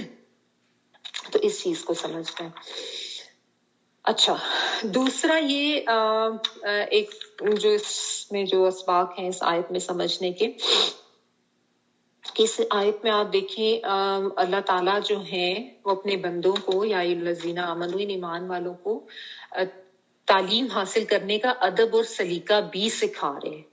کہ کسی سے بھی تعلیم حاصل کر رہے ہیں اس کا ادب کرنا, اس کا لحاظ کرنا وہ ضروری ہے. خواہ دنیاوی تعلیم ہے خواہ دینی تعلیم ہے, دونوں لحاظ سے. کیونکہ جو معلم ہے اس کا درجہ طالب علم سے اوپر رکھا گیا. ہمارے دین میں اس چیز کو اسپیشلی سکھایا گیا ہے اور اس کی تعلیم دی گئی ہے, ٹھیک ہے نا. یعنی اس سے ایک وہ جو ہے نا استاد, اس کے لیے ایک ادب اور احترام بہرحال ملحوظ رکھنا ضروری ہے. کہ ہمارے دین میں استاد کا مقام بہت اہم رہا ہے. لیکن آج کل انفارچونیٹلی آپ یہی دیکھیں کہ بالکل ہی ختم ہو گئی ہیں یہ چیزیں. تو اپنے بچوں کو یہ سمجھانے کی ضرورت ہے کہ استاد کوئی بھی ہے, کسی سے آپ نے کچھ بھی سیکھا ہے اس کی رسپیکٹ کریں, اس کا احترام کریں. یہ ہمارے دین کی ٹیچنگ ہے. ایسے نہیں ہو سکتا کہ اس سے بالکل وہ عام لوگوں والا ہی معاملہ کیا جائے. خواہ وہ عمر میں آپ سے چھوٹا ہے, خواہ آپ کو لگتا ہے کہ جی آپ کا مرتبہ زیادہ, یہ کچھ بھی ہے, انسان کسی سے بھی کچھ سیکھ رہا ہوتا ہے, جو بھی ہے. تو ایک ادب و احترام اور لحاظ جو ہے وہ ضروری ہے, ٹھیک ہے. اور آج کل تو آپ دیکھیں بچوں کے دلوں سے بھی نا, مطلب استاد کا, ٹیچر کا جو رسپیکٹ ہے وہ بالکل ہی ختم کر دی گئی ہے. کچھ آج کل کی تہذیب بھی اس طرح کی ہو گئی ہے کہ وہ بچے بھی جو ہیں وہ ٹیچر کو کچھ سمجھتے نہیں ہیں. تو یہ ذہن میں رکھیں کہ جب آپ کا بچہ آ کے ٹیچر کے بارے میں کوئی نیگیٹو بات کرے, تو بچے کرتے ہیں, ظاہر ہے. I hate my teacher, they give us so much homework, they give us so much assignments, اور اتنی lengthy assignments, یہ وہ. تو اس وقت تھوڑا سا ہلکے ایک طریقے سے نا ان کو سمجھا دیں کہ بیٹا بہرحال ٹیچرز ہیں, ان کی رسپیکٹ کرنا چاہیے. اور وہ ڈیفینیٹلی آپ سے آرگیو کریں گے, لیکن اس وقت ان کو یہ آئیڈیا دینا ضروری ہے. یہ نہیں کہ آپ بھی ان کے ساتھ شامل ہو جائیں کہ ہاں جی ٹیچرز تو کرتے ہی ایسے ہیں, یہ ہے وہ ہے. یہی تو ختم ہو چکا ہے آج ہم لوگوں میں, استاد کا احترام سکھانا. تو بچوں کو سکھائیں استاد کا احترام جو ہے. ٹھیک ہے, استاد کو بھی چاہیے کہ وہ اپنی حرکتیں جو ہے وہ ایسی رکھے کہ اس کی, آج کل بس انفارچونیٹلی آوے کا آوا ہی بگڑے. اینی وے, اچھا پھر اس کے بارے میں ایک جو اس سے اصول اس آیت سے علماء نے نکالا ہے وہ یہ ہے کہ اگر کسی جائز فعل سے دوسروں کو غلط کام کی یا ناجائز افعال کی کوئی چھوٹ یا کوئی گنجائش مل رہی ہو تو اس کو چھوڑ دینا چاہیے, اس کی جگہ کوئی آلٹرنیٹو اس کا جو ہے وہ لے لینا چاہیے. یعنی ویسے تو جس طرح رائنا کہنا ایک نارمل ورڈ تھا, جائز ورڈ تھا عربی کا, اس کا مطلب اگر صحیح طریقے سے بولا جاتا تو ٹھیک تھا, لیکن چونکہ اس سے ایک غلط چیز جو ہے وہ رواج پا رہی تھی اور اس میں نبی صلی اللہ علیہ وسلم کی تکریم کم ہو رہی تھی, تو اس کو چھوڑنے کا حکم دے دیا کہ چھوڑ ہی دو اس کو. تو کسی بھی جائز فعل سے اگر کوئی فتنہ روج پانے کا خدشہ ہو, کوئی فساد ہونے کی ایسی کوئی علامات ہو کہ یہ ہو سکتا ہے, تو اس کو چھوڑ دینا چاہیے, اسی جگہ کوئی اور آلٹرنیٹو لینا چاہیے. جیسے رائنا کو انظرنا اللہ تعالیٰ نے بتا دیا. ٹھیک ہے, تو یہ ہے. اور ایک یہ بھی اس کے بارے میں علماء کہتے ہیں کہ جب اپنی اصلاح کریں, یعنی دوسروں کی کوئی خرابی ہے تو ان کے اوپر الزام رکھنے کی بجائے اپنے آپ کو ٹھیک کریں. جیسے اللہ تعالیٰ نے یہاں پہ یہود کو خطاب کرنے کی بجائے امت مسلمہ کو نصیحت کی کہ تم یہ کام کرو, آلدو سنایا ان کو ہی جا رہا ہے, یہاں پہ براہ راست خطاب ان سے نہیں ہے, لیکن کرتے چونکہ وہی تھے, بتایا ان کو ہی جا رہا ہے, لیکن مومنین کو خطاب کر کے اللہ تعالیٰ جو ہے وہ یہ بات کہہ رہے ہیں. ٹھیک ہے, تو یہ چیزیں اس میں جو ہے وہ ہمیں سیکھنے کی ملتی ہیں. اور یہ بھی کہ بغیر سوچے سمجھے, بغیر کسی دلیل کے دوسروں کی جو ہے وہ مشابہت نہیں شروع کر دینی چاہیے, غور کرنا چاہیے اپنی ایک تحقیق کے بعد کہ وہ یہ کام کر رہے ہیں تو کس وجہ سے کر رہے ہیں. جیسا میں نے آپ کو بتایا تھا کہ انہوں نے بھی رائنا ہی کہنا شروع کر دیا تھا کیونکہ یہ ان سے امپریس تھے. تو بہت دفعہ یہ ہوتا ہے کہ انسان کسی کو صرف اس وجہ سے فالو کرنا شروع کر دیتا ہے کہ اس سے بہت زیادہ امپریس ہوتا ہے کہ اس کے پاس تو بہت علم ہے اور یہ تو بہت عالم فاضل ہے, یا اس کا فلاں سٹیٹس ہے معاشرے میں. ہمارے یہاں ہوتا ہے کہ کوئی بھی ایسا ہائی سٹیٹس کا بندہ ہے تو اس کو لوگ فالو کرتے ہیں اور بلائنڈلی فالو کرتے ہیں. تو یہ بلائنڈ فالوئنگ جو ہے نا یہ بھی غلط ہے. پہلے دیکھیں, کوئی دلیل ہونی چاہیے کسی کے کسی بھی عمل کو فالو کرنے کی یا کسی بھی طریقے کو فالو کرنے کی. ٹھیک ہے, تو یہ بلائنڈ فالوئنگ نہیں ہونی چاہیے. اچھا جی, آگے دیکھیں. ما يود الذين كفروا من أهل الكتاب ولا المشركين أن ينزل عليكم من خير من ربكم والله يختص برحمته من يشاء والله ذو الفضل العظيم.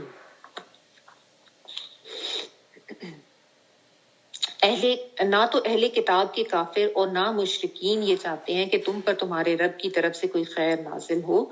اللہ تعالیٰ جسے چاہے اپنی رحمت سے خاص کر لیتا ہے. اللہ تعالیٰ بہت فضل والا ہے. یہ بھی امپورٹنٹ آیت ہے. ماں نہیں, یہاں پہ ماں جو ہے وہ نہیں کے معنوں میں آ رہا ہے. یودو وہ چاہتے ہیں, واو دال دال, دل سے کچھ چاہنا, بہت زیادہ کوئی خواہش رکھنا. وہ دودھ کا ورڈ اللہ تعالیٰ کے ناموں میں آتا ہے, محبت کرنے والا, چاہنے والا. تو ماں یہ جو ہے نا شروع میں وہ کے معنوں میں ہی ہے, آتا ہے ان والا. نہیں وہ چاہتے, الذین وہ لوگ, کفروا جنہوں نے کفر کیا. کون ہیں کفر کرنے والے؟ من اہل الکتابی, اہل کتاب میں سے. ٹھیک ہے, not all of them, ان میں سے جنہوں نے کفر کیا. اور کون ہے؟ ولا اور نہ, المشرکین مشرک لوگ. ٹھیک ہے, دونوں کو اللہ تعالیٰ نے ایڈریس کیا. مشرک سے مراد یعنی جو یہ عرب کے جو پیگنز تھے جو ان کو اللہ تعالیٰ کہہ رہے ہیں. ان کے ینزلہ نازل کی جائے, وہ نازل کی جائے. یہ جو ہے وہ آتائن کے معنوں میں ہے, نون سے لام نازل کی جائے. ینزل علیکم, علا اور کم سے مل کے بنا ہے, اوپر تمہارے. من خیرن کوئی خیر, کوئی بھلائی, کوئی نعمت. من سے, ربکم رب کے تمہارے, یعنی تمہارے رب کی طرف سے. یعنی کوئی خیر یا کوئی بھلائی جو ہے وہ تمہارے رب کی طرف سے کوئی نازل ہو تمہارے اوپر, یہ ان سے برداشت نہیں ہوتی.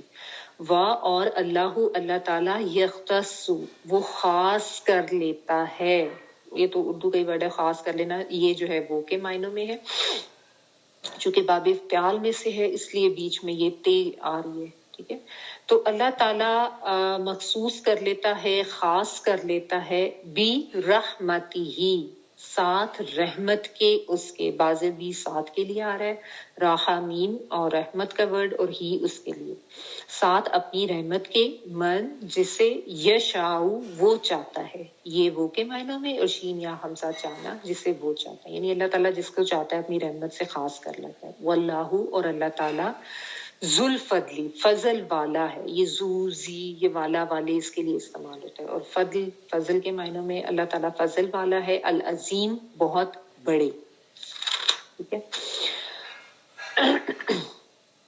جیسا میں نے آپ کو بھی شروع میں بتایا نا کہ اس میں آپ آیات جو آپ پڑھیں گے اس رکوع میں، اس میں یہی پتہ چلے گا کہ جو ان کا حسد تھا اس کو اللہ تعالیٰ بار بار واضح کریں گے.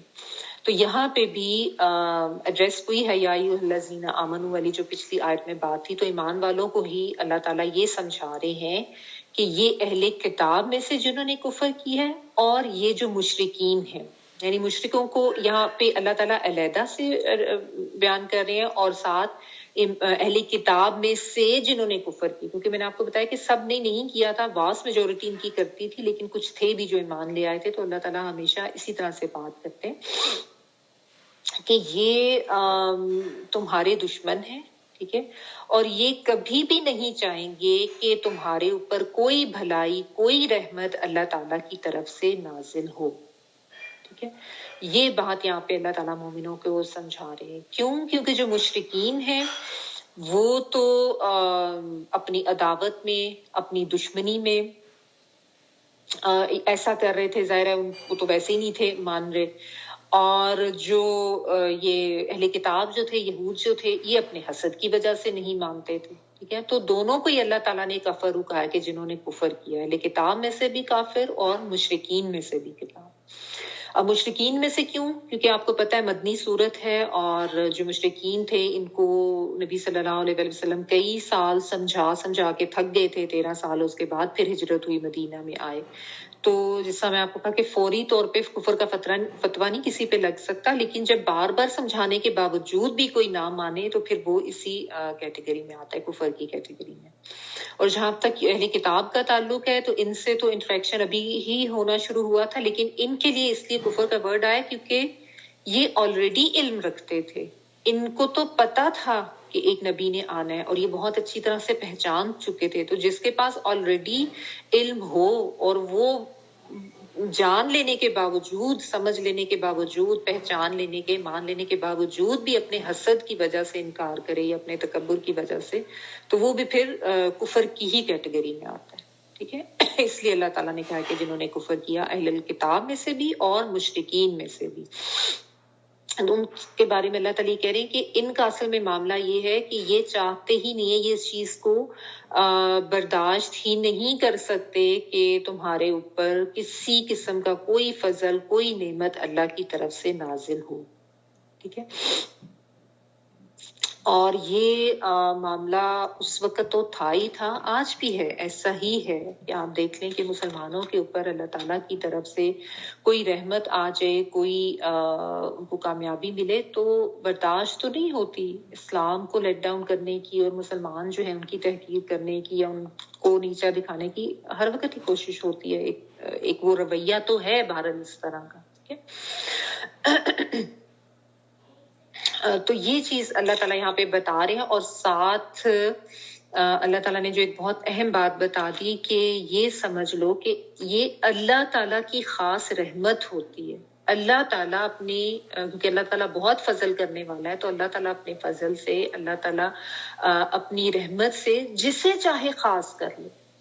اس پہ کوئی یعنی انسان جو ہے وہ اعتراض کر ہی نہیں سکتا. اب یہاں پہ جو خیر ہے وہ تو یعنی ویسے تو خیر کا مطلب بھلائی ہوتا ہے، لیکن یہاں پہ جو ہے وہ نبوت، کتاب، شریعت اس معنوں میں آیا نا، کیونکہ جو ایکچوئل جس کانٹیکسٹ میں بات ہو رہی ہے، کیونکہ آپ صلی اللہ علیہ وسلم کو اللہ تعالیٰ نے سب چیزیں دی، نبوت بھی دی اور کتاب بھی دی، شریعت بھی دی. ٹھیک ہے. تو یعنی اللہ تعالیٰ نے اپنی رحمت سے آپ کو خاص کر لیا. اب جو ہے یہ اس سے حسد کر رہے ہیں، یہ اس سے جل رہے ہیں اور اس کا انکار کر رہے ہیں، یہ اس سے دور جا رہے ہیں. تو یہ اس سینس میں بات ہو رہی ہے. تو اللہ تعالیٰ کو یہ بتا رہے ہیں کہ یہ تو اللہ کے اذن سے ہوا ہے. اللہ تعالیٰ بہت بڑے فضل والا ہے, کوئی اس کو روک نہیں سکتا, نہ کسی کے اعتراض کرنے سے اللہ تعالیٰ کے فیصلے بدل جاتے ہیں. کوئی اللہ تعالیٰ سے تو اپنی مرضی تو نہیں کروا سکتا, ٹھیک ہے نا. تو اللہ تعالیٰ اپنی رحمت سے چن لیتا ہے جس سے وہ چاہتا ہے. یہ جو آیت ہے نا, اس کو اگر انسان سمجھ لے, واللہ یختص برحمتہ من یشاء, تو جو حسد کی بات جس کو اللہ تعالیٰ ایڈریس کر رہے ہیں نا, یہ پھر انسان کو بڑی اچھی طرح سے سمجھ آ جائے. اگر یہ آیت جو ہے انسان اس کو اچھی طرح سے سمجھ لے کہ اللہ تعالیٰ اپنی رحمت سے چن لیتا ہے جسے وہ چاہتا ہے. تو پھر ظاہر ہے پھر کیسے کسی کے اوپر انسان حسد کر سکتا ہے, یا کیسے کسی کے اوپر کوئی اعتراض کر سکتا ہے, یا کیسے یہ دل میں لا سکتا ہے کہ ہائے یہ کیا ہو گیا, اس کو یہ کیوں مل گیا, مجھے یہ کیوں نہیں ملا, اس کی زندگی ایسی کیوں ہے, میری ایسی زندگی کیوں نہیں ہے.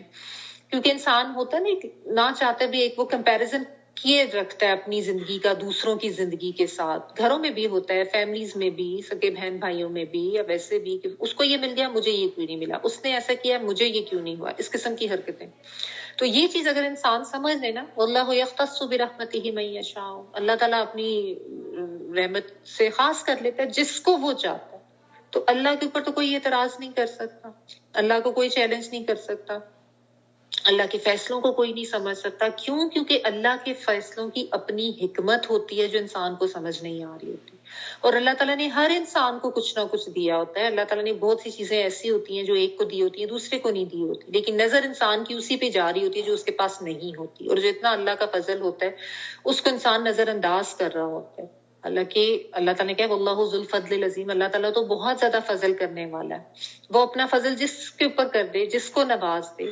اور اللہ تعالیٰ نے سب کو ہی کچھ نہ کچھ دیا ہوتا ہے, لیکن انسان ناشکری کرتا ہے نا, انسان ناقدری کرتا ہے.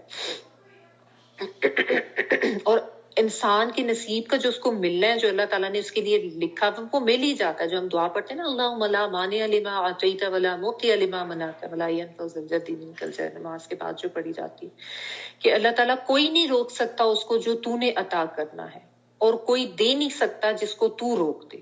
تو یہ بس انسان سمجھ لے کہ اللہ تعالیٰ کی طرف سے ہے, تو پھر نہ تو کسی سے حسد ہوگا, نہ کسی نعمت پہ انسان کو اعتراض کرے گا. ٹھیک ہے.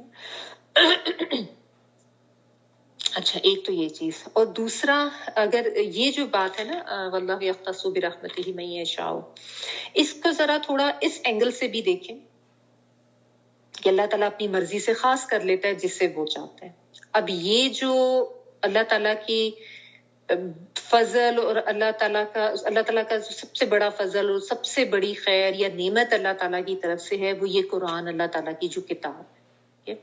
اس سے جڑنے کی اگر ہدایت یا توفیق اللہ تعالیٰ نے آپ کو دے دی ہے نا, تو یہ بھی سمجھیں کہ اللہ تعالیٰ نے خاص کر لیا ہے آپ کو اپنی رحمت کے ساتھ. اس قرآن کو پڑھنے کی, سمجھ کے پڑھنے کی نعمت جو ہے اللہ تعالیٰ نے دے دی ہے. یہ فضل اللہ نے کیا, اور یہ بھی ظاہر اللہ تعالیٰ اپنی مرضی سے کرتے ہیں, ہر ایک کو تو نہیں ملتی یہ توفیق بھی. تو جب اللہ تعالیٰ نے اس طریقے سے خاص کر لی ہے, یہ نعمت دے دی ہے, تو نعمت کے ملنے پہ پھر کیا کرنا چاہیے؟ اس کا شکر ادا کرنا چاہیے, اس نعمت کی قدر کرنی چاہیے. تو یہ اس اینگل سے بھی تھوڑا سا اس کو سوچ لیں کہ جب اللہ تعالیٰ نے چن لیا ہے نا ہم سب کو اس ہدایت سے جڑنے کے لیے, اس خیر سے جڑنے کے لیے, تو یہ اللہ کا بہت بڑا فضل ہے یہ قرآن پاک اور اس کی ہدایت اور اس کا علم جو ہے.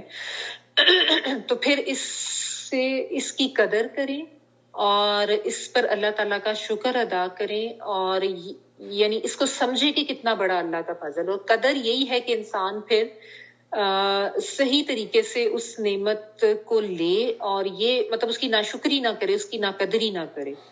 اللہ تعالیٰ نے جب ایک نعمت دی ہے تو پھر اس کا احساس ہونا چاہیے نا انسان کو, پھر اس کو صحیح طریقے سے سمجھے, پڑھے اور اپنے عمل میں اس کو لے کر آئے. ٹھیک ہے نا. تو یہ چیزیں ہونی چاہیے. لیکن ہمارے ہاں جو ہے وہ ایک تو دین کے علم کو ویسے کچھ اچھا نہیں سمجھا جاتا, اور توفیق مل بھی جائے تو بعض دفعہ لوگ اتنی ناقدری یا ناشکری کرتے ہیں کہ خود ہی وہی بات ہے کہ دنیاوی کاموں یا دوسری چیزوں کی اتنی اہمیت دیتے ہیں کہ پھر اس کی توفیق چھن جاتی ہے, پھر اس سے دور ہو جاتے ہیں. ٹھیک ہے نا. اور بات وہ یہ کہ جو یہ بیماریاں ہیں, حسد اور بغض اور عناد اور جلن اور یہ مقابلے بازی, یہ اسی وجہ سے ہے کہ اس قرآن سے دوری ہے نا، ٹھیک ہے نا، کہ یعنی فلاں پہ یہ کیوں ہو گیا ہم نہیں مانیں گے، اس پہ یہ فضل کیوں ہو گیا، بعض دفعہ تعصب کی وجہ سے، بعض دفعہ ویسے ہی کوئی حسد یا دشمنی، کہ کسی کے بچے نے نمبر کیسے زیادہ لے لیا ہمارے بچے سے. ہمارے یہاں تو یہ بھی بہت بڑا مسئلہ ایک جان کا وہ بن جاتا نا کہ یہ کیسے ہو گیا، فلاں نے گاڑی ہمارے سے بہتر لے لی، فلاں نے ہمارے سے بڑا گھر بنا لیا، یہ نہیں ہم برداشت کر سکتے، تعریف کسی کی ہو گئی ہمارے سامنے ہم یہ نہیں برداشت کر سکتے، کسی کی کوئی حیثیت ماننے کو ہم تیار نہیں ہے کہ ہماری اپنی حیثیت کم ہوگی، کسی سے کسی کی کسی بھی طرح کی حیثیت، مطلب کوئی چیز کسی سے آپ، بعض لوگ یہ بھی کرتے ہیں کہ سیکھ بھی لی، اس کے بعد اب یہ ایکسپٹ نہیں ہو رہا تھا کہ ہم نے یہ چیز جو ہے فلاں سے سیکھی ہے. یہ بھی ایک وہ حسد کی اور وہی کہنا چاہیے کہ یہ بیماری ہے کہ بس نہیں برداشت کرنی کسی کی کوئی حیثیت، کہ جیسے میں تو بس بچپن سے سب کچھ سکھایا ہی پیدا ہوا، میں نے نہ تو کسی سے کچھ سیکھا ہے. یہ بھی بعض لوگوں کا ہوتا ہے معاملہ. تو یہ جو ہے نا یہ بیماریاں ہیں دلوں کی، ان کو ختم کرنے کی ضرورت ہے. تو اس طریقے سے اپنے انالیسس کرنے کی ضرورت ہے، اپنے اندر جھانکے چیک کریں کہ کوئی اس قسم کی عادت ہمارے یہاں بھی ہے یا میرے اندر بھی ہے. تو اس کا سب سے طریقہ یہی ہے بہتر کہ اپنے لیے سوال لکھیں اور سوال اپنے آپ سے پوچھیں کہ جب میں کسی اور پر اللہ کی رحمت یا اللہ کا کوئی فضل دیکھتی ہوں تو میرا رویہ کیا ہوتا ہے.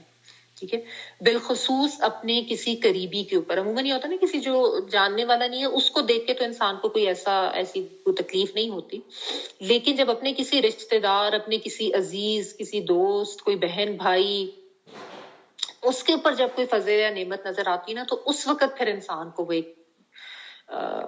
وہ جلن اور کڑن جو ہے وہ شروع ہوتی ہے اور وہ پھر حسد شروع ہوتا ہے. تو یہ اپنے آپ کو چیک کرنے کا بہترین طریقہ یہ ہے کہ انسان یہ دیکھے کہ جب اللہ کی طرف سے کوئی نعمت مجھے کسی کے اوپر نظر آتی ہے تو میرا معاملہ کیا ہوتا ہے.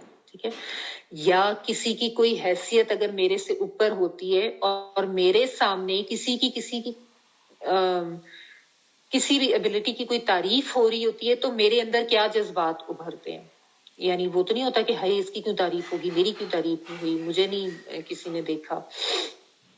شیطان تو نبی صلی اللہ علیہ وسلم نے کہا تھا نا کہ خون کے ساتھ ساتھ گردش کرتا ہے، وہ آپ کو اسی طرح سے وہ سجیسٹ کرتا ہے چیزیں اور وہ یہ چیزیں یہ باتیں ڈالتا ہے. تو یہ یاد رکھیں کہ یہ شیطانی وسوسہ ہے، کہ شیطان نے بھی تو حسد ہی کیا تھا. اس نے کیا کیا تھا آدم سے، اس نے نہیں مانی تھی آدم کی فوقیت اپنے اوپر. اس نے کہا تھا میں نہیں سجدہ کروں گا اس کو، میں تو آگ سے بنا ہوں، یہ تو خاک سے بنا ہے، یہ مٹی سے بنا ہے، تو میں اس کے آگے کیسے جھک جاؤں، میں بڑا ہوں. اس نے بھی حسد کیا تھا اور اس نے بھی تکبر کیا تھا. تو یہ شیطانی صفات ہیں، حسد کرنا اور خود کو بڑا جاننا اور کسی کی کوئی حیثیت نہ ماننا.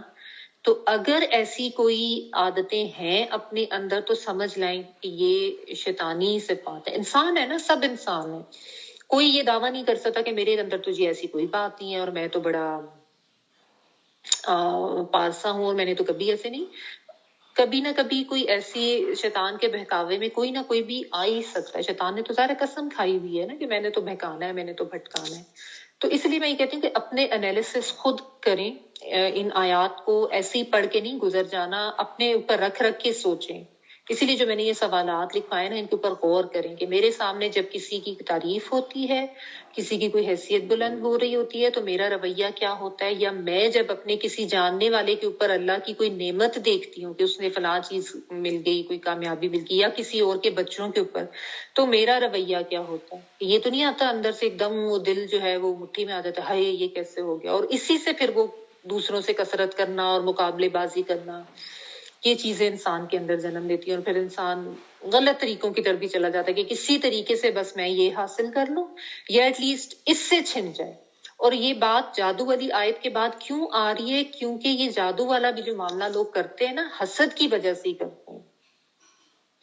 ان کو بھی جو نبی صلی اللہ علیہ وسلم پہ اعتراض تھا نا کہ آپ کا وہ مقام و مرتبہ ماننے سے انکاری تھے، اسی لیے طرح طرح کے حرکتیں کرتے تھے کہ آپ کی حیثیت کم کریں اور آپ کی جو ہے وہ تکریم اور عزت کو کم کریں گے. اس کو کیسے اتنا شرف، اتنی عزت، اتنا فضل مل گیا اللہ تعالیٰ کی طرف سے، اس کو ہم کریں گے. تو وہ مختلف قسم کے ہتھ کنڈے وہ استعمال کرتے تھے. اور آج لوگ یہی کام کرتے ہیں، حسد کے مارے تو یہ سارے جادو ٹونے اور اس قسم کی حرکتیں کی جاتی ہیں. اور پیچھے کیا آپ دیکھیں ریزن ہو سکتی ہے. کہ وہ اس کو یہ کیوں ہو گیا، اس کے گھر میں پھوٹ ڈلواؤ، میاں بیوی کے آپس میں پھوٹ ڈلواؤ، یا کوئی ویسے غلط نیت ہوتی ہے کہ فلاں کی بیوی اس سے چھوٹ جائے میرے پاس آ جائے، اس طرح کے بھی ہوتے. تو یہ چیزیں جو ہے نا، ان احساسات کو، ان جذبات کو کنٹرول کرنا بہت ضروری ہے، کیونکہ یہ میں نے آپ کو بتایا نا، شیطانی سوچ ہے، شیطانی صفات ہے، شیطان یہ جذبات انسان کے اندر بھڑکاتا ہے، اور اگر اس کو قابو نہ پایا جائے تو بس پھر انسان شیطان کے پیچھے چل پڑتا ہے. پھر اس کو کچھ بھی جو کرنا ہے نا وہ غلط نہیں لگ رہا ہوتا، وہ یہ کفریہ کام، جادو وغیرہ ٹونے کرنا، ان پہ بھی وہ چل جاتا ہے کہ شاید اس سے یہ چیز کسی طرح چھن جائے، تب میرے اندر جو ہے وہ سکون آئے گا، اس کے اوپر کیوں یہ رحم فضل ہو گیا. تو یہی اللہ تعالیٰ نے بتا دیا نا، واللہ یختص برحمتہ من یشاء واللہ ذو الفضل العظیم. اللہ تعالیٰ تو بہت فضل کرنے والا ہے، بہت زیادہ فضل کرنے والا ہے، اور اس کا فضل کسی کے لیے بھی ہو سکتا ہے. تو اللہ تعالیٰ اپنی رحمت سے، اپنے فضل کے لیے، اپنی طرف سے دیے جانے والے خیر کے لیے کسی کو بھی چن سکتا ہے. اور اللہ تعالیٰ نے جب ایسے کسی کی نعمت دیکھے تو خیال ہے سب سے بہترین طریقہ یہی ہے کہ اس کے لیے برکت کی دعا کریں. اللہ تعالیٰ اس کو برکت دے، اللہ تعالیٰ اس میں اس کو اور خوشیاں دے. تو اس قسم کی دعا کریں، اور اپنے لیے کوئی چیز چاہیے تو اس طرح کی تو ویسے اللہ تعالیٰ سے دعا کر لیں کہ اللہ تعالیٰ ہمیں بھی یہ خیر دے دیں. یہ کبھی نہیں ہونا چاہیے کہ اس سے چھن جائے، اس کو کیوں مل گئی، ہائے ہائے مجھے کیوں نہیں ملی. یہ چیز جو ہے نا یہ تھوڑی سمجھنے کی ہے. تو اور جو رحمت اللہ کی طرف سے ہمیں ملی ہے ہم اس کی قدر بھی کریں، کیونکہ اپنی طرف جو رحمت ہوتی ہے ان کو انسان بالکل ہی نظر انداز کر دیتا ہے، اور جو دوسرے پہ ہوتی ہے اس پہ نظر کیے جاتا ہے تو اپنی اوپر جو رحمت ہوتی ہے اس کی بھی قدر نہیں کرتا. جو بھی اللہ تعالیٰ نے آپ کے اوپر رحمت کی ہے اس کی قدر کریں، اس پہ شکر ادا کریں اللہ تعالیٰ کا، اس کو نظر انداز نہ کریں، کیونکہ اللہ تعالیٰ کو ناشکری بالکل نہیں پسند انسان کی. اور انسان کو شیطان یہی سو جاتا ہے کہ جو اس کے پاس ہوتا ہے اس پہ نظر نہیں جانے دیتا، جو نہیں ہوتا، جو دوسرے کے پاس ہوتا ہے اسی پہ نظر ڈلواتا ہے. یہی ہے شیطان کا ہتھ کنڈا جس کو سمجھنے کی ضرورت ہے، جس کے ذریعے وہ حسد اور پھر پھوٹ اور دشمنیاں ڈلواتے ہیں. ٹھیک ہے، تو اس شیطانی ہتھ کنڈے کو سمجھنے کی ضرورت ہے، اور اللہ تعالیٰ کے اس قانون اور رسول کو سمجھنے کی ضرورت ہے. واللہ یختص برحمتہ من یشاء. اگلی آیت جو ہے وہ کافی، اس کی تفسیر لمبی ہے اور بہت امپورٹنٹ ہے، تو اب ہمارے پاس ٹائم جو ہے وہ تھوڑا رہ گیا، تو ابھی ہم اس کو نہیں سٹارٹ کرتے، انشاءاللہ کل اس کو کریں گے. ابھی ہم ایسا کرتے تلاوت سن لیتے ہیں. اسمارا تلاوت آن کرتے ہو. جی مان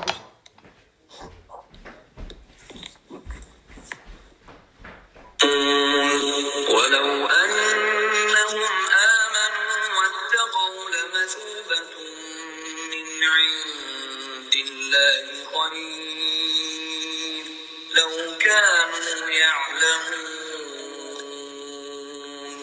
يا أيها الذين آمنوا لا تقولوا راعنا وقولوا انظرنا واسمعوا وللكافرين عذاب أليم.